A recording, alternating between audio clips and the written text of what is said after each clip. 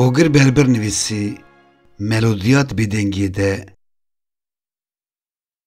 دشوپا تنیتیه ده مینام میا و خواره کی شخواه چوی لکولان والا دیگریم آسیمان و شوی بستیر خملان دی بو وکی پرده که رشخنقی کبرونین قفوق داگرتی بو ستیر کان به بدنگی خواه هر تشتی لسر روی عرده حمز دکر لنبین کوچیان بروناهی که قلس کولان خملان دبون لی او روناهی نکاره بو شوقا حزران ستیر کان آسیمان بکشینه مینا سیه که به سر و بر دناو کولان بدنگ ده دمشیام گاوین من این بلز دی بدنگی که کرده تولهویه که ندیار ده هندر من ده هیشت بدنگی لهمبر و تولهویه بیچاره ما بو لبر خربه که گون که هاتبو ترکاندن روستیام دیوارن وی خانیه ویرانبویی به شوپن دمی او تنیتیا من خملان دیبون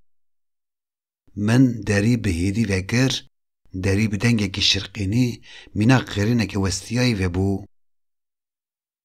گاوا من گاو آوی تندر از راست اوده این تجی بیرانین دمین بریاتم دنابر رابردو نهاد آسیمام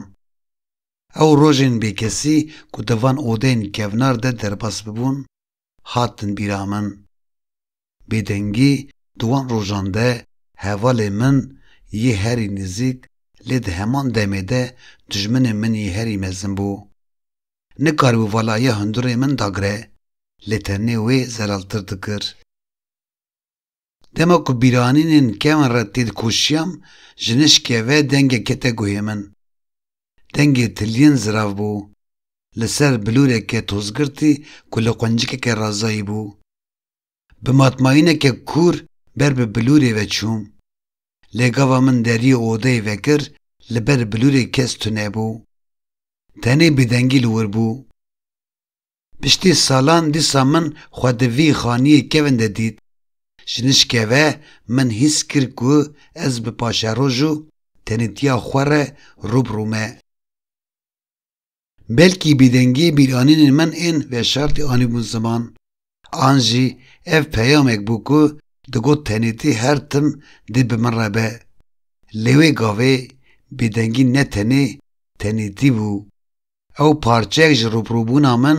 به پیش روژ ربو من بلور جناو توزه پاقش کرو تلین خواه بنرمی لسر وی گراند به پفکرنه ره